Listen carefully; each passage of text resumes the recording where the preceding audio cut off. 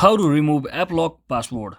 So hello guys, welcome back to my YouTube channel. If you have also been using applock in your mobile device, then there is an easy way to remove it. But if your mobile device doesn't support it, or you are using like third-party app to lock certain applications, then you may as well remove that particular third-party software.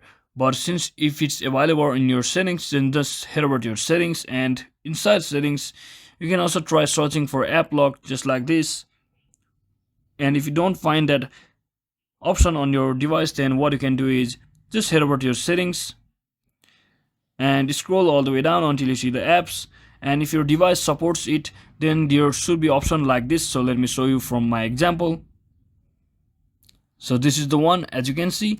And if your device supports this, then you can simply click on this app lock button over here option.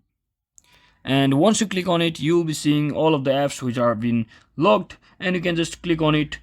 So before you click on this option, you can click on this settings or gear icon at the top right corner of my screen like this. So you can tap on it. So once you tap on it, you will be redirected to this page where you can simply disable the app lock on that particular option, particular application, and just disable it from over here by clicking on this blue button.